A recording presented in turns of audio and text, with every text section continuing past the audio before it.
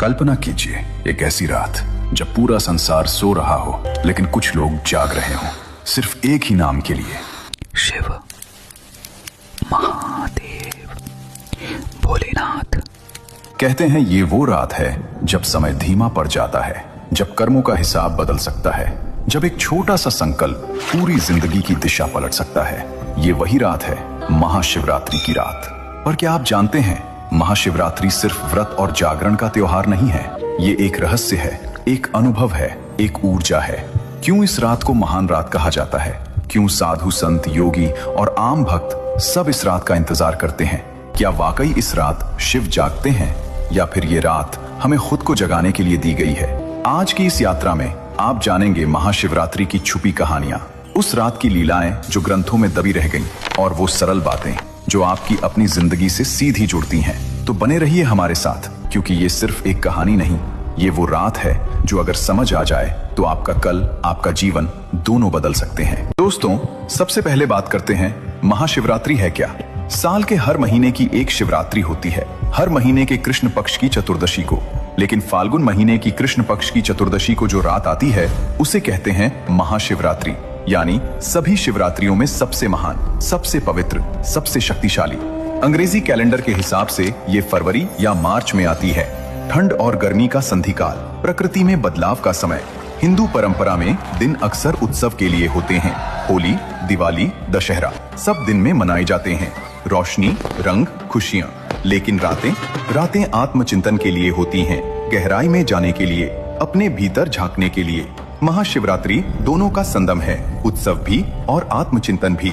बाहर मंदिरों में भीड़, घंटियां, नारे, अंदर मन में शांति, ध्यान, मौन। कुछ लोग इसे केवल व्रत का दिन मानते हैं, कुछ लोग इसे शादी की सालगिरह कहते हैं, शिव और पार्वती की। कुछ के लिए ये ध्यान, मौन और साधना की सबसे बड़ी रात है, और कुछ के लिए यह वो रात है जब शिव का तीसरा नेत्र खुलता है। शिव के 3 नेत्र हैं, 2 बाहर की दुनिया देखते हैं, तीसरा भीतर की दुनिया देखता है।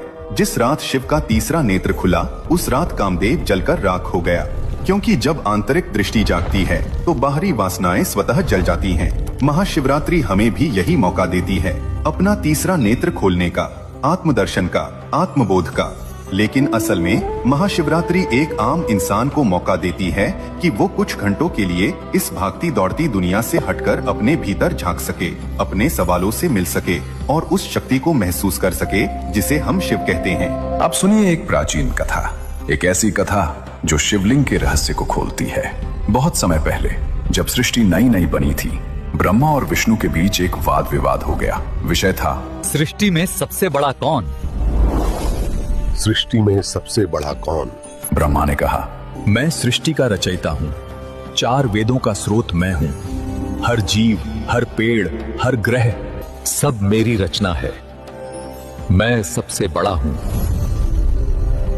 विष्णु धीरे से मुस्कुराए, बोले, रचना तो ठीक है ब्रह्मा जी, लेकिन पालन?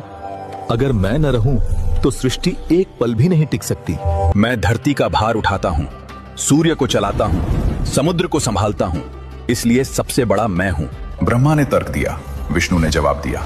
बहस बढ़ती गई। ये वाद विवाद स्वर्गलोक में शुरू हुआ, फिर पृथ्वी तक फैल गया। देवता, ऋषि, गंधर्व सब सुन रहे थे। कुछ कहते, ब्रह्मा जी सही हैं, बिना रचना के कुछ नहीं। कुछ कहते, विष्णु जी सही हैं, बिना पालन के रचना व्यर्थ है। प्रश्न गूंजने लगा तीनों लोकों में। सबसे महान कौन? न ब्रह्मा मानने को तैयार, न विष्णु झुकने को तैयार। अहंकार दोनों में बढ़ता जा रहा था, और जहां अहंकार होता है वहां विनाश का खतरा होता है। तभी अचानक आकाश फटा, जैसे किसी ने ब्रह्मांड को चीर दिया हो।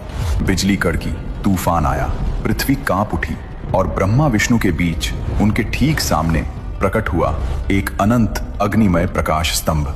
इतना विशाल कि ऊपर का सिरा दिखाई नहीं दे रहा था, इतना गहरा कि नीचे का आधार नजर नहीं आ रहा था।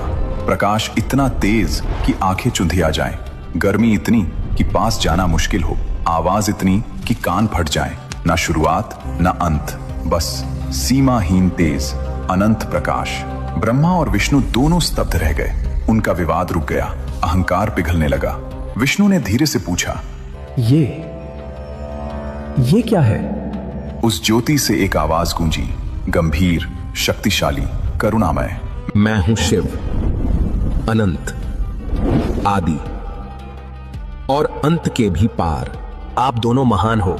ब्रह्मा तुम रचयिता हो, विष्णु तुम पालक हो, लेकिन मैं वो हूं जो रचना से पहले था, जो पालन के बाद भी रहूंगा, जो संहार करता हूं ताकि नई रचना हो सके। अगर आप सामर्थ्य है तो मेरा अंत ढूंढो, ऊपर या नीचे, जहां चाहो खोजो। ब्रह्मा विष्णु ने एक दूसरे की ओर देखा। ये एक चुनौती थी और उन्हें स्वीकार करनी थी।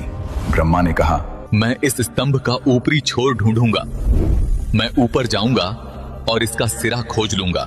उन्होंने हंस का रूप धारण किया, सफेद, विशाल, शक्तिशाली, और ऊपर की ओर उड़ चले, तेजी से, बहुत तेजी से। विष्णु बोले, तो मैं इसका निचला छोर ढूंढता हूं।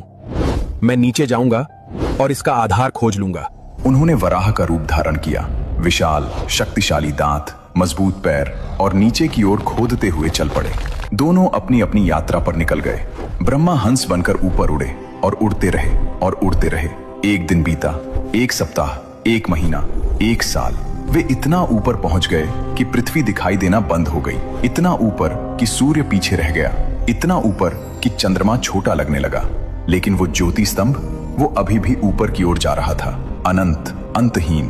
ब्रह्मा थक गए, उनके पंख दुखने लगे, सांस फूलने लगी, लेकिन अहंकार अभी भी बाकी था।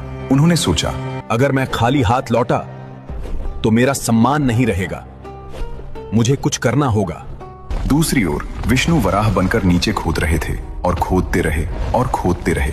एक दिन बीता, एक सप्ताह, एक महीना, एक साल। वे इतना नीचे पहुंच गए कि धरती की परतें खत्म हो गए, पाताल लोक आ गया, फिर और नीचे और नीचे। लेकिन वो ज्योति स्तंभ, वो अभी भी नीचे की ओर जा रहा था, अनंत, अथाह। विष्णु भी थक गए, उनके दांत टूटने लगे, शरीर दुखने लगा। लेकिन विष्णु में एक बात थी, विनम्रता। उन्होंने सत्य को स्वीकार किया। उन्होंने सोचा, जिसका ना सिरा है ना छोर, वो मुझसे भी महान है। मुझे वापस लौटना चाहिए। विष्णु वापस लौटने लगे, लेकिन ब्रह्मा लौट तो रहे थे, लेकिन उनका मन खाली हाथ लौटने को तैयार नहीं था। रास्ते में उन्हें एक केतकी का फूल मिला, सुंदर, सुगंधित, हवा में तैरता हुआ। ब्रह्मा ने फूल को रोका, पूछा, तुम कहां से आ रहे हो? फूल बोला, मैं उस ज्योति स्तंभ की चोटी से गिरा हूँ। मैं ऊपर था, बहुत ऊपर। ब्रह्मा की आंखों में चमक आई। उन्हें एक योजना सूझी। उन्होंने फूल से कहा, तुम मेरे साथ चलो और विष्णु के सामने कहना कि मैं सच में ज्योति स्तंभ की चोटी तक पहुंचा था। तुम मेरे गवाह बनो। केतकी फूल डर गया, लेकिन ब्रह्मा देवता थे, इनकार कैसे करता। फूल ने मान लिया। ब्रह्मा ने झूठ बोलने का निर्णय ले लिया। ब्रह्मा और विष्णु वापस उस ज्योति स्तंभ के सामने पहुंचे। विष्णु ने सिर झुकाया, हाथ जोड़े, ईमानदारी से बोले, हे प्रभु, मैं असफल रहा। मैं आपका आधार नहीं खोज पाया। आप अनंत हैं, मैं आपके सामने नतमस्तक हूँ। ब्रह्मा ने सीना तान कर कहा, मैं सफल रहा। मैं ज्योति स्तंभ की चोटी तक पहुंचा और देखो, ये केतकी फूल मेरा गवाह है। केतकी फूल ने डरते डरते सिर हिलाया, लेकिन अगले ही पल वो अग्नि स्तंभ कांपा। आकाश फिर से गरजा, एक गंभीर आवाज गूंजी, असत्य का कोई स्थान नहीं, सत्य ही शिव है। उस ज्योति स्तंभ ने अपना असली रूप दिखाया। प्रकट हुए भगवान शिव। तीसरा नेत्र खुला, त्रिशूल हाथ में, क्रोध में लेकिन नियंत्रित। शिव ने ब्रह्मा की ओर देखा, बोले, ब्रह्मा, आपने झूठ बोला। तुमने सत्य से विमुख होकर असत्य का सहारा लिया। आप रचयिता हो, लेकिन आज आपने धर्म की रचना नहीं की। मैं आपको श्राप देता हूं। पृथ्वी पर आपकी पूजा नहीं होगी, आपके बड़े मंदिर नहीं बनेंगे। लोग आपको याद तो करेंगे, लेकिन पूजा विष्णु और मेरी होगी। ब्रह्मा का सिर झुक गया। पहली बार उन्हें अपनी गलती का एहसास हुआ। शिव ने केतकी फूल की ओर देखा, बोले, और तुमने झूठ में साथ दिया, इसलिए तुम्हें मेरी पूजा में नहीं चढ़ाया जाएगा। तुम सुगंधित हो, लेकिन शिवलिंग पर तुम्हारा स्थान नहीं। फिर शिव ने विष्णु की ओर देखा, मुस्कुराए, बोले, आपने सत्य स्वीकार किया, आपने अपनी सीमा मान ली। यही महानता है, यही भक्ति है। आप सदा पूजे जाओगे, आपके हजारों मंदिर होंगे और मैं तुम्हारे साथ रहूंगा। और वो अनंत ज्योति वही है, शिवलिंग का रूप। आज भी जब आप शिवलिंग देखते हैं तो वो उसी अनंत ज्योति स्तंभ का प्रतीक है। ना शुरुआत ना अंत, बस अनंत। महाशिवरात्रि की रात कई जगहों पर लिंगोद्भव की पूजा होती है, उस दिव्य ज्योति की जिसने ब्रह्मा विष्णु दोनों को झुका दिया था। ये कथा हमें क्या सिखाती है? बहुत सरल बात, जहां अहंकार झुकता है वहां शिव प्रकट होते हैं, जहां सत्य होता है वहां शिव होते हैं। झूठ से आप किसी को धोखा दे सकते हैं, लेकिन खुद को नहीं, और शिव को तो बिल्कुल नहीं। दोस्तों, महाशिवरात्रि से जुड़ी एक और बहुत ही सुंदर और भावुक कहानी है शिव पार्वती के विवाह की। लेकिन इस कहानी को समझने के लिए हमें पीछे जाना होगा। सती की कहानी। शिव की पहली पत्नी थी सती, राजा दक्ष प्रजापति की पुत्री। सती को शिव से गहरा प्रेम था, लेकिन दक्ष को शिव पसंद नहीं थे। उन्हें लगता था ये भस्म लगाए जटाधारी योगी मेरी बेटी के लायक नहीं है। एक बार दक्ष ने एक बड़ा यज्ञ आयोजित किया, सभी देवताओं को बुलाया, लेकिन शिव सती को नहीं बुलाया। सती को बहुत दुख हुआ, वे बिना बुलाए भी यज्ञ में गईं, लेकिन वहां दक्ष ने सबके सामने शिव का अपमान किया। सती ने कहा, मैं उस शरीर में नहीं रह सकती जो शिव का अपमान सहे। और उन्होंने यज्ञ की अग्नि में कूदकर अपने प्राण त्याग दिए। जब शिव को पता चला, उनका दुख असीम था। उन्होंने सती के शव को कंधे पर उठाया और तांडव नृत्य शुरू कर दिया। विनाश का नृत्य, क्रोध का नृत्य, दुख का नृत्य। पूरा ब्रह्मांड कांपने लगा, पृथ्वी टूटने लगी, आकाश फटने लगा। तब भगवान विष्णु ने अपना सुदर्शन चक्र चलाया और सती के शरीर को 51 भागों में काट दिया।